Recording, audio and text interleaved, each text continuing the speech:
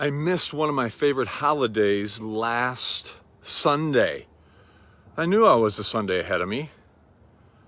Today, I think I would celebrate All Saints Sunday with communion if I was in a church. Last Sunday, October 31st, it was hard not to mention it because it was on Halloween, about All Saints and the veil is thin, but actually, Reformation Sunday. And I'm thinking of that whole story of Reformation Sunday and good old Martin Luther and poor old Martin Luther. But we're really just like him, I think, in many ways. So Martin Luther was busy in his life of faith trying to earn God's approval, God's love, God's acceptance. And he would punish himself, Luther would, for his mistakes unmercilessly. He would commit self-flagellation with a whip and cords on his back till he'd be bruised and bloodied and bleeding. He would spend hours in the snow trying to suffer for Jesus and pay penance, trying to get in good with God, fearing constantly God's wrath and judgment, and actually living in terror of that. And in many ways, poor old Martin Luther is just like us. He found it hard to accept God's love, mercy, acceptance, and even to accept himself,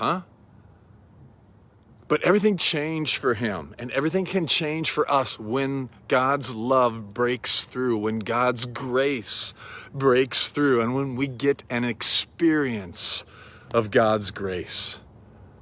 Romans 5:20 says, where sin abounded, grace abounded more. Can you feel the good news in that? And you know this verse, Ephesians 2:8-9.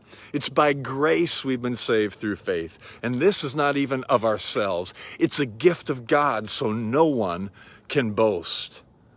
And people will try to corrupt that message, saying that it's too good to be true, it couldn't be, and it will be a lot of yeah, buts. Yes, but you got to work hard for God. Yes, but faith without works is dead. Yes, but you got to change.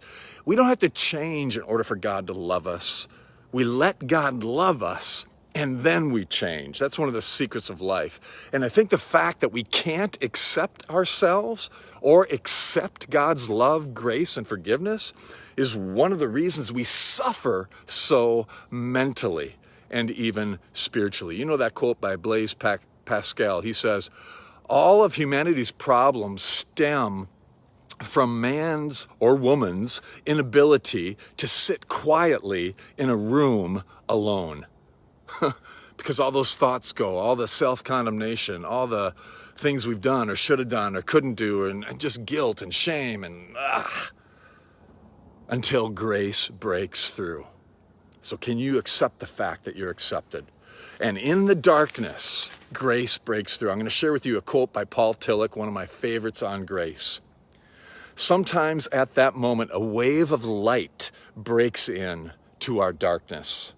And it is as though a voice were saying, you are accepted, you are accepted, you are accepted by that which is greater than you, and the name of which you do not even know. Do not ask for the name now. Perhaps you will find it later. Do not try to do anything now. Perhaps later you will do much. Do not seek for anything. Do not perform anything. Do not intend anything. You get in the picture? Do not do anything. Simply accept the fact that you are accepted. If that happens to us, we experience God's grace. And after such an experience, we may not be better than before. And we may not believe more than before.